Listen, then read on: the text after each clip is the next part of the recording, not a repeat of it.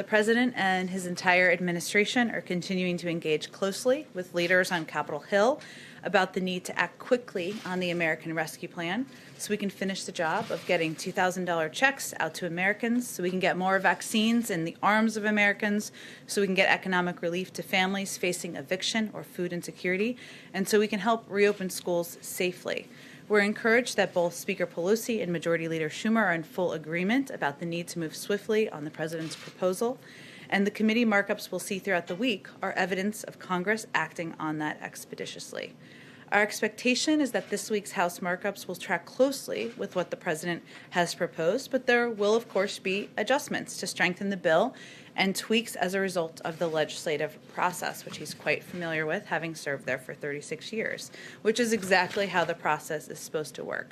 We're also going to continue to make the case directly to the American people about the urgency of getting this package across the finish line, including through national and local TV and radio interviews, engagement with hundreds of mayors and county elected officials, consultations with stakeholders across the political spectrum, from labor and rural leaders to the faith community. Here's a quick overview, a number of you have asked about this, of the sense of the scope of our efforts. Over a dozen senior administration officials have conducted over 100 national TV, radio, and podcast interviews to discuss the American Rescue Plan. We've done over 30 local TV interviews in states ranging from Nevada to Louisiana to Pennsylvania. In the last week alone, our legislative affairs team had done more than 300 calls with members and staff on the Hill, including 40 calls with Republicans or bipartisan groups. And you can expect that the President will engage throughout the course of this week with a range of stakeholders, including business leaders, mayors and governors. And as we've discussed before, this message is resonating. Poll after poll show a bipartisan majority of the American people in support of the President's plan. A couple of other quick updates for all of you. Many folks likely noticed, if you all watched the Super Bowl, the President and the First Lady yesterday appeared in a PSA that aired during the pregame show, thanking healthcare workers and addressing the importance of continuing to wear masks and getting vaccinations when it's your turn. This is a good example of how you can expect the White House in the coming months to reach out with critical public health messaging as part of an education campaign, meeting Americans where they are, on their couches, watching the Super Bowl for yesterday, and communicating about the important mitigation steps people can take. Many of you also know, last night during the Super Bowl, President Biden called service members to thank them for their courage, dedication, and service to our nation. He first called troops with Resolute Support Mission in Kabul, and then the USS Nimitz. He then shared via ship broadcasts and message to the nearly 5,000 sailors and Marines who comprise the USS Nimitz crew. With that, let's get to your questions. Go ahead, Alice. Thanks, Jen. I have two. The first is on your favorite topic, impeachment. Does the President have plans to watch any of the trial this week? And does the White House prefer a speedy impeachment trial, or would the President prefer a full airing of the violence at the Capitol and Trump's role in inciting it through things like live witnesses? Well, first, the President himself would tell you that we keep him pretty busy, and he has a full schedule this week, which we will continue to keep you abreast of as soon as we have more details. But we've already announced his plans to go visit the NIH, to go visit the Department of Defense. As I noted, he will be engaging with business leaders, mayors, and governors, and, of course, continuing to make the case and have conversations with Democrats and Republicans directly about his hopes and plans for the American Rescue Plan moving forward as quickly as possible. So I think it's clear from his schedule and from his intention, he will not spend too much time watching the proceedings of any time over the course of this week. He will remain closely in touch with Speaker Pelosi, Leader Schumer, a range of officials on the Hill about his plan, and that's exactly what they want him to do, is to remain focused on that. And he will leave the pace and the process and the mechanics of the impeachment proceedings up to members of Congress. Sure. And President Biden said there's no need for Trump to receive intelligence briefings. Has Trump requested any? Has he received any? And is that the official decision, or who is that decision left up to?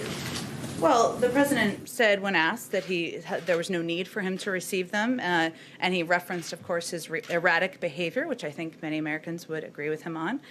He was expressing his concern about former President Trump receiving access to sensitive intelligence.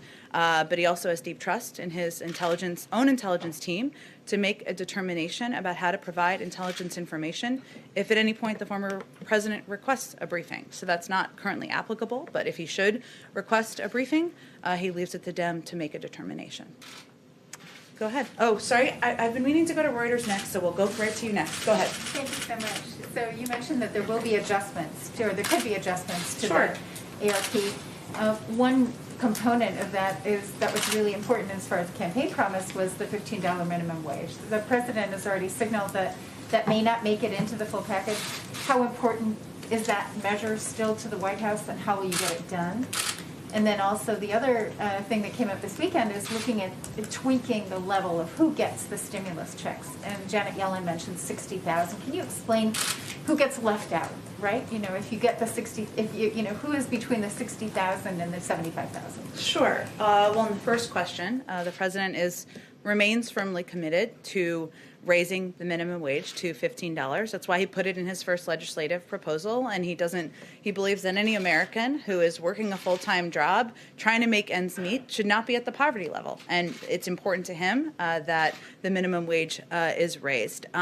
He was referring this weekend to, as you noted in your question, the parliamentary process. Obviously, it's the most likely path at this point is through a reconciliation process. There is a parliamentarian who will make decisions about what can end up in a final package. And that was certainly what he was referencing in his comments. In terms of what the options are, we'll see what the parliamentarian decides, and then we'll see what additional options are, but we're getting a little ahead of where we are at this point in the process. I'm sure we can continue to have a discussion about it in here. And then say your second question one more time. 60,000. Sure. Well, one of the pieces that the president has talked about is his openness to engaging and having a discussion about what is called, kind of the unofficially called, I guess, the scale up, right? So his proposal, as you know, had proposed $1,400 checks to make the $2,000 whole. He had proposed kind of a threshold. There's a discussion right now about what that threshold will look like. A conclusion hasn't been finalized. That will be worked through Congress. But either way, his bottom line is that families making $275,000, $300,000 a year may not be the most in need of checks at this point in time. But whatever the threshold is, there will be a scale up. So his view is that a nurse, a teacher, a firefighter who's making $60,000 shouldn't be left without any support or relief either. It's just a question of sort of where the scale up looks like, what it looks like in a final package. But it's still being negotiated at this point in time. Jen, if I could just ask you on the $15, you know, it doesn't make it much harder to get it through if you don't attach it to this COVID relief bill. I mean, does that really, and then the CBO is saying that, in fact, if you did go through with it, that, you know, it would lead to a 0.9% reduction in the number of jobs. Well, I heard about the CBO score as I was walking out here, so I haven't talked with our economic team about that specifically. And at this point in time, it's still working its way through the process in Congress, and the parliamentarian still has to make a determination about what will be in a final package. I promised I'd go to you first. Thanks, Jen. Next, I should say. Go ahead. Thank you. I have a couple questions on COVID, but I would like to start with Iran. Sure. President Biden said that the U.S. would not lift sanctions first and that Iran would have to stop enriching uranium before negotiations could resume. But since then, the Supreme Leader has said that the U.S. has to act first and roll back sanctions in order to re-engage. Is this a non-negotiable point for President Biden? And if so, how do you get out of this stalemate? Well, just to be very clear, the president never said that exactly. It was stated by the interviewer, Norah O'Donnell, who did the interview, and he didn't respond to the question. So the president's position is that if Iran comes back into full... I think if we were announcing a major policy change, we would do it in a different way than a slight head nod. But overall, his position remains exactly what it has been, which is that if Iran comes into full compliance with its obligations under the JCPOA, the United States would do the same and then use that as a platform to build a larger and stronger agreement that also addresses other areas of concern. And that would, of course, be done with our P5+1 partners, as it was done when we were putting together the JCPOA in the first place. So what's the response response to Iran's argument that it was actually the U.S. that violated the JCPOA by abandoning it, and therefore it's the U.S.'s burden to re-engage? Well, those were actions of the former administration, as you know, and President Biden, of course, was a part of an administration that were advocating for the plan to be put together to begin with. But I think his position, the position of our national security team, and the position that he's been in discussion with our partners about, or I should say conveying to our partners, is that it's really up to Iran to come back into full compliance and with its obligations under the JCPOA. And at that point, we could move the discussion forward. Thank you. And Sure. Can you talk about the concrete steps the administration is doing to target and stop the spread of the variants we keep hearing about? Does that include surging vaccines to areas impacted like South Florida or California with the B117 strain? Well, I know for those of you, and I know we had a lot of briefings today, who had the opportunity to participate in the briefing with some of our medical and health experts. They talked about the importance of not only vaccination, getting the vaccine when you're eligible, that is a protective step, obviously, and also abiding by a number of the mitigation steps that our health experts have recommended. But beyond that, I'm not going to go beyond the advice of our health and medical experts at this point in time. Go ahead, Caitlin. Two questions for you. One, on the minimum wage, you're saying it's up to the parliamentarian to make a decision about whether that can be included in here. Of course, we know Senator Sanders said they're still waiting on that, but technically the vice president could overrule the parliamentarian on this, and it hasn't happened in a long time, but is that an option the White House is considering? Would President Biden want Vice President Harris to overrule the parliamentarian to include this in this package? Well, I'm not aware of that being allowed. I'd certainly take you at your word. I think our view is that the parliamentarian is who is chosen typically to make a decision in a nonpartisan manner in terms of what can be included in a package that goes through reconciliation is the proper process for this to journey through. So when President Biden told CBS that he did not think it was going to survive, who had told him that it wasn't going to make it through likely? Well, the president was in Congress in the Senate for 36 years. Again, it still has not worked its way through the process, and that can take a bit of time, and we certainly defer to the parliamentarian and members of the House and of the Senate, I should say, to give you a better assessment of what the timeline looks like. Okay, I have another question on impeachment, but just to be clear, Sure. So if the parliamentarian says no $15 minimum wage, that's the decision the White House is going with. Well, let's wait and see what they say. And the president remains committed to raising the minimum wage. It's something he talked about on the campaign trail, something he firmly believes in as a person and as a leader, but there hasn't been a determination made at this point in time. Okay, and so on impeachment, the president and the White House has not said either way if he believes that former President Trump should be convicted by the Senate in this trial. But if he doesn't believe that he should get access to intelligence briefings, why can't he say whether or not he should be convicted by the Senate?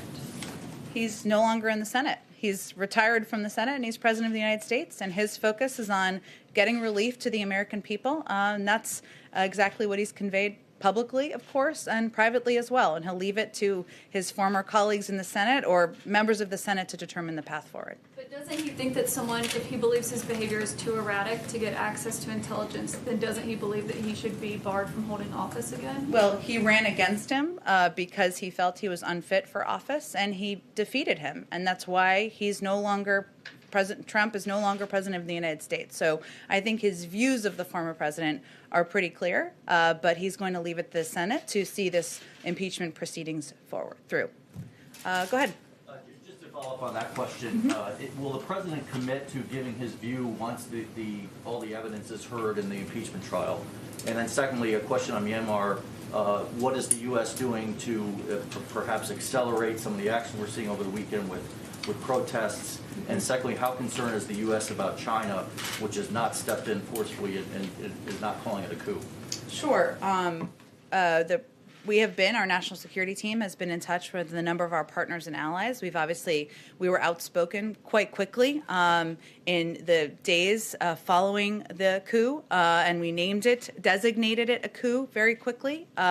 In terms of what actions we're taking, there are considerations that are underway or policy processes that are underway on our national security team as we speak. I don't have an update on that today, but when we do, we'll certainly make you all abreast of that. And certainly we are concerned about China's absence from the conversation and lack of a vocal role here. On the first question, the president was asked about this morning, and he made pretty clear he wasn't planning to speak to it. So again, he's no longer in the Senate, and we put out a statement at the conclusion of the House proceedings. I certainly would consider doing that at the conclusion of the Senate, but I don't expect that he's going to be, posturing or commenting on this through the course of the week. Go ahead. Thank you, Jen. I do have a question on COVID, but first on energy. When is it that the Biden administration is going to let the thousands of fossil fuel industry workers, whether it's pipeline workers or construction workers, who are either out of work or will soon be out of work because of a Biden EO, when it is and where it is that they can go for their green job? And that is something the administration has promised. There is now a gap. So I'm just curious when that happens, when those people can count on that. Well, I'd certainly welcome you to present your data of all the thousands and thousands of people who won't be getting a green job. Maybe next time you're here, you can present that. But you said that they would be getting green jobs, so I'm just asking when that happens. Richard Trumka, who is a friend, longtime friend of Joe Biden, says about that day one Keystone EO, he says, I wish he, the president, had paired that more carefully with the thing that he did second by saying, here's where we are creating the jobs. So there's partial evidence from Richard Trumka. Well, you didn't include all of his interview. Would you like to include the rest? So how about this? The Laborers International Union of North America said the Keystone decision will cost 1,000 existing union jobs and 10,000 projected construction jobs. Well, what Mr. Trumka also indicated in the same interview was that President Biden has proposed a climate plan with transformative investments in infrastructure and laid out a plan that will not only create millions of good union jobs, but also help tackle the climate crisis. And as the president has indicated when he gave his primetime address to talk about the American Rescue Plan, he talked about his plans to also put forward a jobs plan in the weeks or months following. And he has every plan to do exactly that. But there are people living paycheck to paycheck. There are now people out of job once the Keystone Pipeline stopped construction. It's been 12 days since Gina McCarthy and John Kerry were here, and it's been 19 days since that EO. So what are these people who need money now? When do they get their green job? Well, the president and many Democrats and Republicans in Congress believe that investment in infrastructure, building infrastructure that's in our national interests and that boosts the U.S. economy, creates good-paying union jobs here in America and advances our climate and clean energy goals are something that we can certainly work on doing together. And he has every plan to share more about his details of that plan in the weeks ahead. And then just a quick one on the stimulus. There's reporting that House Democrats are going to come out with a $3,000 per child stimulus for some eligible families. Is that something that the White House supports making a permanent benefit? Well, the president talked about this a bit on the campaign trail and the importance of child tax credits to help working families ensure they can make ends meet. This proposal is emergency funding, as I understand it. It's a central priority of his first legislative proposal to cut child poverty in half this year. And that's why he included a child tax credit in the American Rescue Plan. But that's, again, emergency funding and something that will help people get through this period of time. Okay, go ahead. So to follow up Peter's question, Sure. What's this White House's stance on a universal basic income? This idea of the government giving out the regular checks on a routine basis to Americans who might need it. I know that's been proposed by a number of people, including some on the presidential campaign trail. I don't have anything more for you on it. I'm happy to check with our economic team if that's something that they're looking at all. As a corollary to it, do you agree with the need that many on the Hill, and not just Democrats, are expressing that there ought to be these enormous, well, no, I won't say enormous, but $3,000 or $4,000 per child checks for families right now? As I tried to just indicate, I mean, the president supports the proposal that Representative Neal and others have put forward to ensure that there is money in the package that helps bring relief to families in the form of a child tax credit. That's something he certainly would support. Go ahead. Thanks, Jen. I have two questions.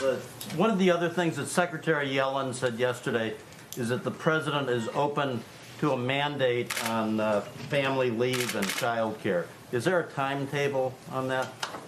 I don't have any more details or a timetable for you. Certainly, as a father himself, this is an issue that he has spoken about in the past, but I don't have any more details at this point in time.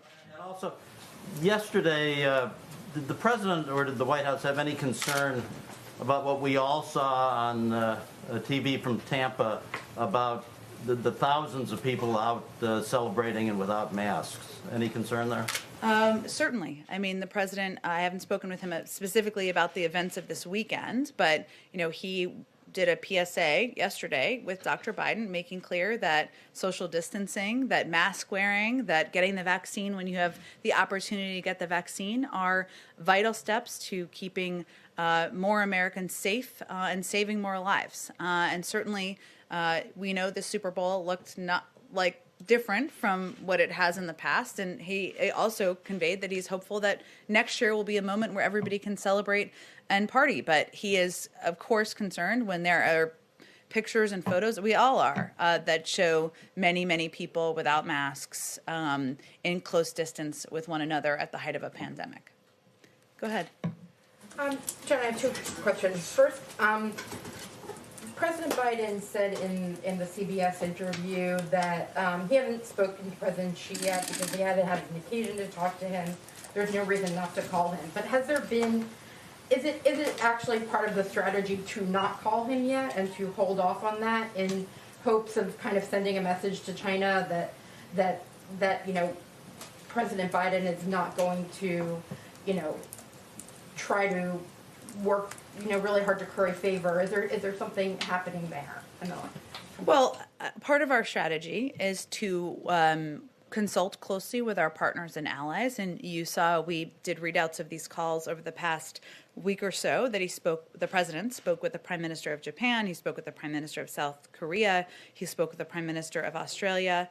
And China was, of course, an important topic of conversation during those conversations. He also discussed China in calls with his European allies thus far. So part of our strategy is certainly engaging with partners in the region and allies and doing those calls and engagements first, and also having consultations with Democrats and Republicans on Capitol Hill. I know I can't say this forever, but we've only been here 2.5 weeks.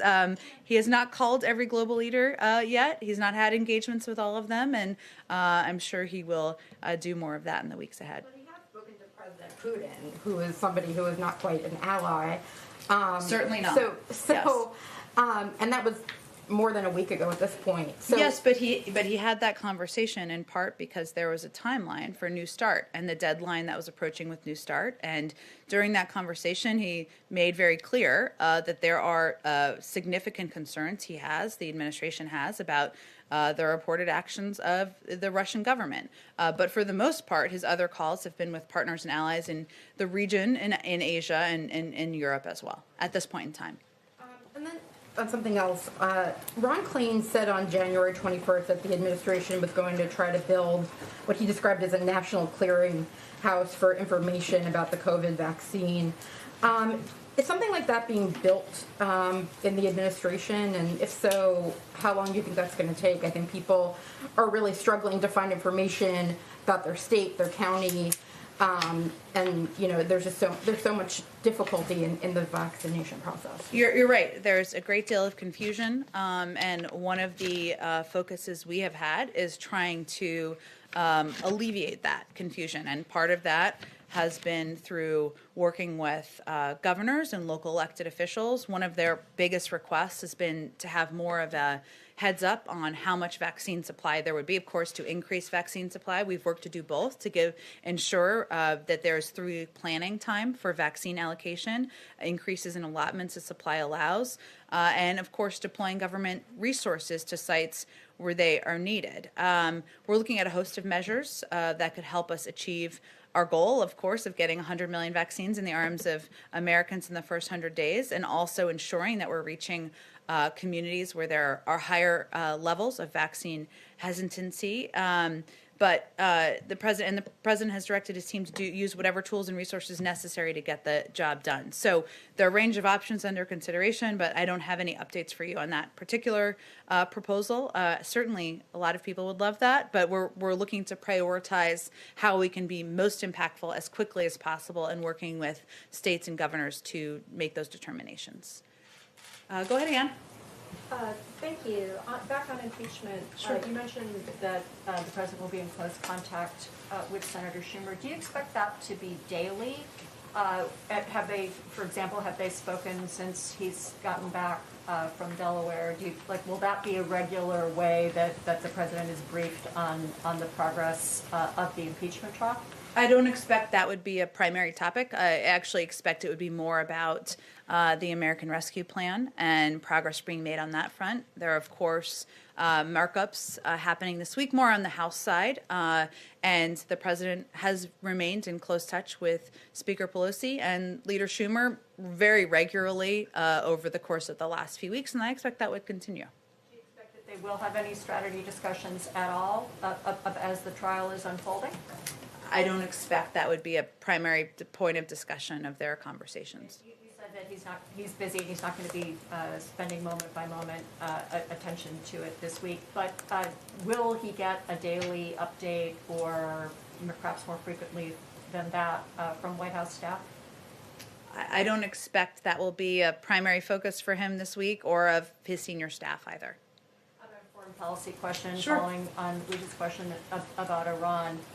When the president ruled out dropping U.S. sanctions, immediately he didn't then go on and talk about some of the other strategies that are out there, including, for example, that the United States might drop its objections to Iran receiving an IMF loan, COVID-related IMF loan. There are a couple other ideas that would allow Iran to get some economic benefit that would not be sanctions and maybe grease the wheel for negotiations. Does the president have a view on those strategies, and were they part of the discussion at the principals meeting on Friday?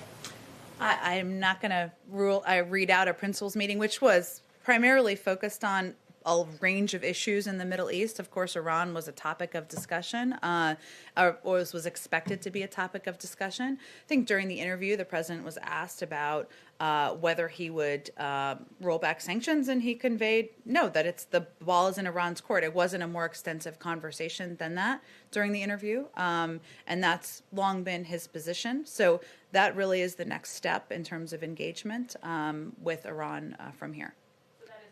Ruling it out necessarily, that there might be other ways to sort of help Iran get back to the table that would be short of dropping U.S. sanctions?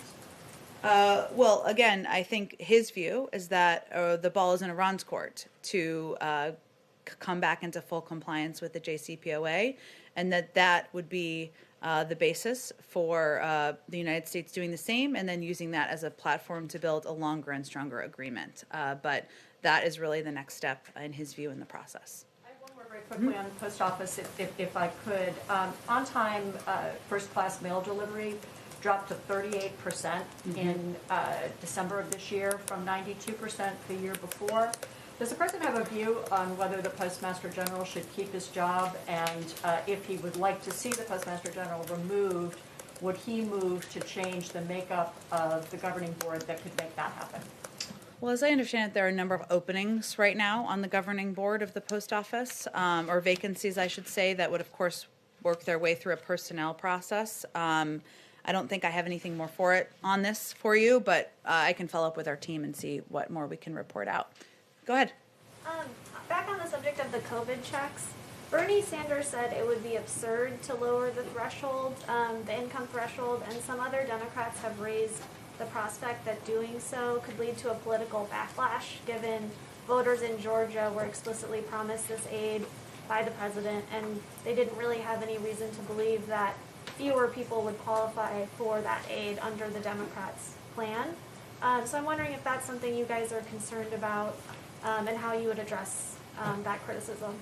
Well, the president proposed the $1,400 checks to make plus $600 is of course $2,000 because he felt it was important and vital to get that direct relief to as many Americans as possible and target that relief to the Americans who need help the most. And that's how his original plan and proposal was designed. He's also said, and I've said many times from here, that the final plan will look different from what the plan he proposed in his joint session address. It's still working its way through Congress, and I don't think a conclusion has been made yet on the exact level of targeting. And when it does, we're happy to have a conversation about that. But part of this is an opportunity for members of both parties and members who are across the political spectrum, of course, even in the Democratic Party, to weigh in on what the path forward should look like.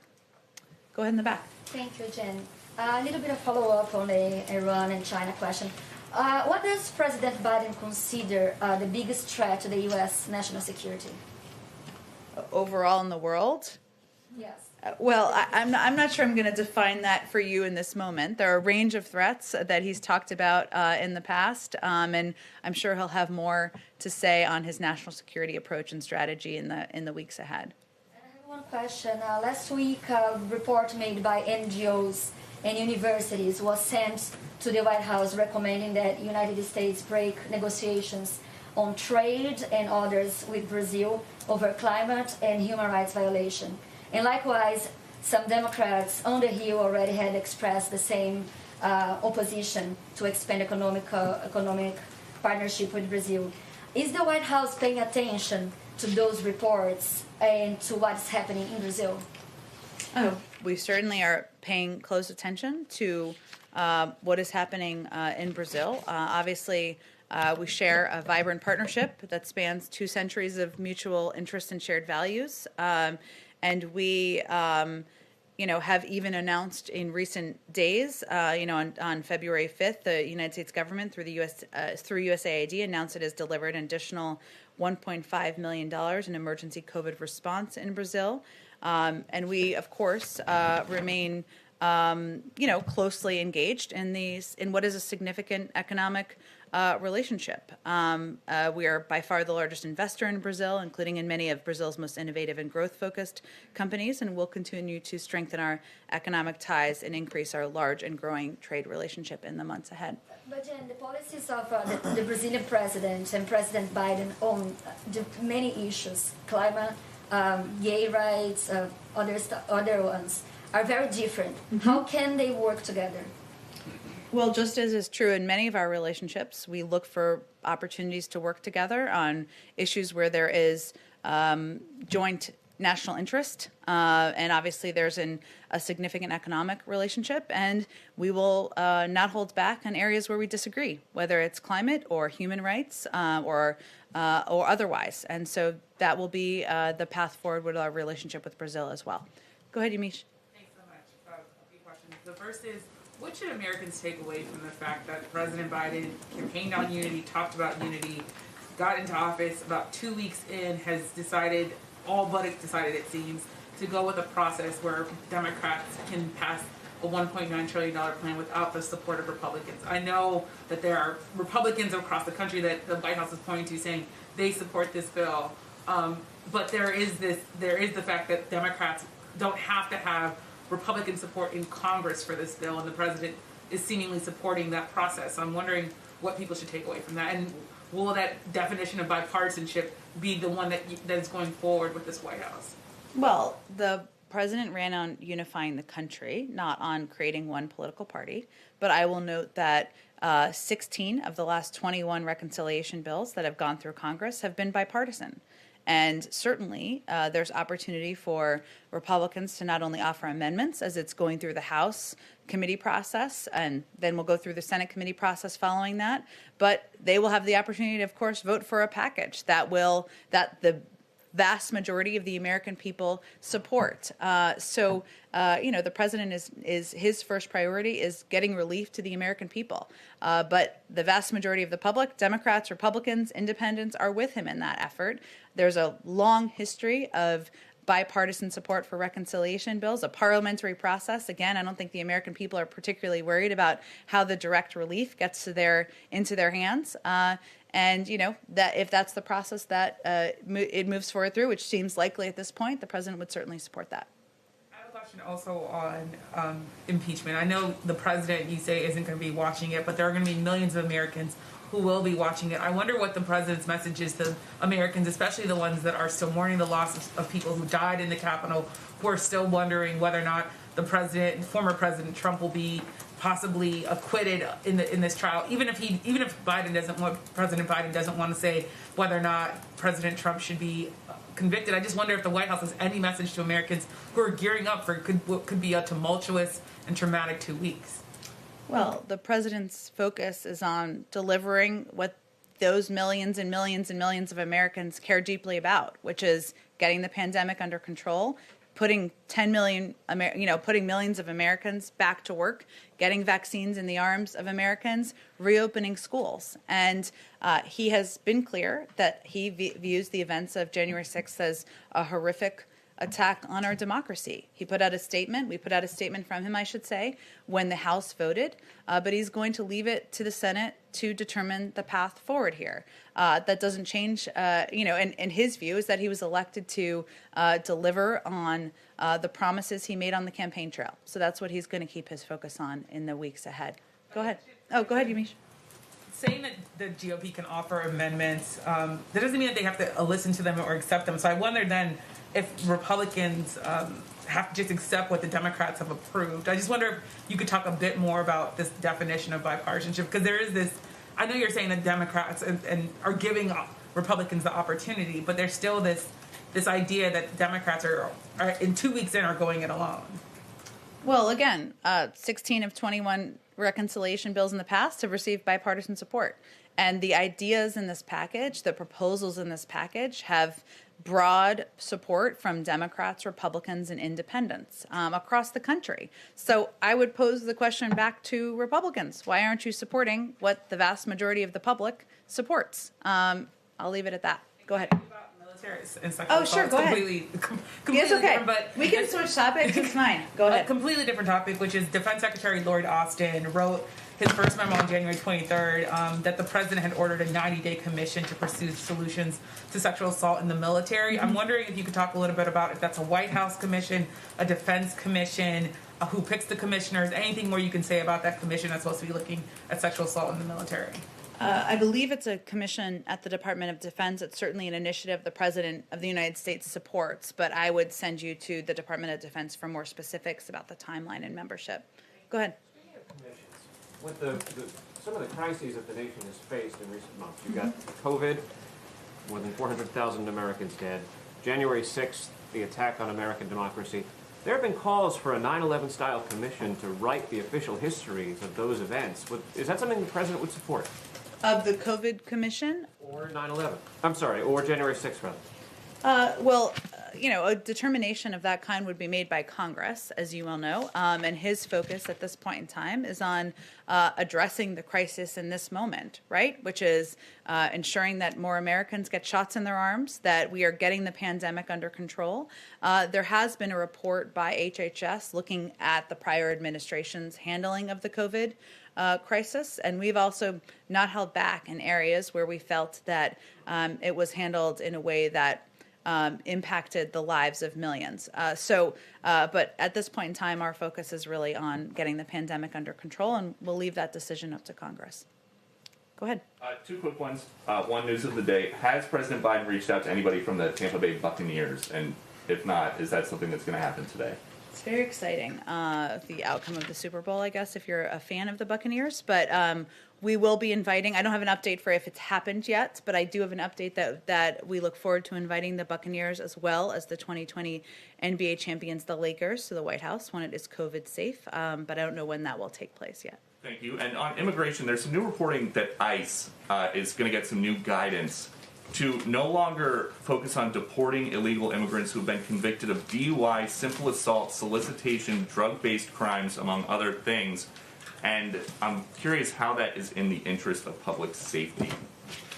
Well, first, it's guidelines that would be put out by the Department of Homeland Security, and I'd certainly send you them. They have a confirmed secretary now, but the priority for the enforcement of immigration laws will be on those who are posing a national security threat, of course, a public safety threat, and on recent arrivals. Nobody is saying that DUIs or assault are acceptable behavior, and those arrested for such activity should be tried and sentenced as appropriate by local law enforcement. But we're talking about the prioritization of who is going to be deported from the country. And more broadly, would this be what Biden was talking about in the debate where he said in the Obama administration they didn't do enough to reform the immigration system because he was just vice president, but that if he was president, things would change? Is this the kind of change that he was talking about? Well, I think the kind of change he was talking about was putting forward an immigration bill at a time where modernization of immigration is long overdue, that addresses not only a pathway to citizenship, but puts in place smart security measures and addresses the root causes of these issues in the countries in Central America. So I think that's primarily what he was referring to, but also prioritization, which again would be up to the Department of Homeland Security to ensure our focus is on the individuals who pose the greatest national security threat, is also something he's long supported. Go ahead, Caitlin. Sorry. You seem to be saying this, but I just wanted it to be clear. Yeah. Former President Trump has not requested any intelligence briefings, right? Not that I'm aware of, but I would point you to the intelligence community and the ODNI for more specifics. And to follow up on that, why is there a reason Morgan Muir is no longer leading President Biden's daily intelligence briefings? I believe he's overseeing the process of preparing materials, but I don't have any more details. I'd point you to ODNI on that as well. Okay, so there's no reason you know that he's not leading the in-person briefings. He's assembling the daily brief, Yeah. he's not leading them in person. Which is a very important role to play and very labor intensive, but I would point you to them for more specifics on the briefings and who will be providing the briefings. Go ahead. Thanks, Jen. I have two questions. One's a quick follow on Sure. impeachment. Aside from the particulars of this case, does President Biden think it's constitutional to impeach and convict a former president who is no longer in office? I'm just not going to have any more for you on weighing in on impeachment. I appreciate it's a big story, but our focus is on the American Rescue Plan and delivering for the American people. Got it. I do have a COVID crisis related question. Go ahead. Because the attacks in the Asian American community continue to rise, and over the weekend there were some videos that went viral because elderly Asian Americans were really attacked and in a way that is difficult to watch. And I wonder, other than the presidential memorandum, is President Biden going to take any further actions to address this problem, and has he seen the videos? I'm not aware that he's seen the videos, but he is concerned about the discrimination against, the actions against the Asian American community, which is why he signed the executive order and why he's been outspoken in making clear that, attacks, verbal attacks, any attacks of any form are unacceptable, and we need to work together to address them. But obviously the executive order is something he did very early in his administration. It's still early, but even earlier, because he felt it was so important to put a marker down. Is there anything more that can be done, like offer DOJ or FBI assistance to local law enforcement authorities? I mean, I'd certainly defer to, we would support, of course, additional action on a local level or federal level, but I would send you to DOJ or FBI for any further specifics on that. Thank you, everyone. See you tomorrow. Thanks, Jen.